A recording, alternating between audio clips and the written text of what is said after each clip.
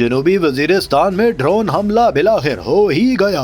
Absolutely not से absolutely yes का सफर बिलाखिर तय हो ही गया। इस वक्त सोशल मीडिया पर बहस चल रही है कि ड्रोन हमले के नतीजे में 2 बच्चे शहीद सामने आए हैं। छोटे से बच्चे, मासूम फरिश्ते शहीद कर दिए गए। इनका क्या कसूर था, क्यों शहीद किए गए? क्या दहशतगर्दी की इन्होंने कार्रवाई की थी कि इनके ऊपर ड्रोन हमला मारा गया? जमाते इस्लामी के अमीर सिराजुल हक ने इस हवाले से ट्वीट करते हुए इन बच्चों की तस्वीर शेयर की हैं और पूछा है, हुकूमत बताए जनूबी वजीरिस्तान में ये बच्चे किस जुर्म में शहीद किए गए, इनका कातिल कौन है? सिराजुल हक की इस आवाज के साथ पाकिस्तानी आवाज बने तो कुछ गिले शिकवे करते भी नजर आए कि सिराज साहब, शायद ने लिखा, क्या इमरान खान की हुकूमत में कोई ड्रोन हमला हुआ? नहीं ना, फिर आपने इमरान खान का साथ क्यों छोड़ा? लंगर हानो एहसास प्रोग्राम पनागाहों का मजाक क्यों उड़ाया? आपकी पार्टी ना कभी हक के साथ खड़ी हुई, ना ही बातिल के खिलाफ, हमेशा दरमियान का रास्ता चुना है। तनवीर ने लिखा, सबसे बड़े मुनाफिक हैं आप, कभी पीपीपी और कभी नून लीग को जा मिलते हैं, कभी मौलाना को जा मिलते हैं।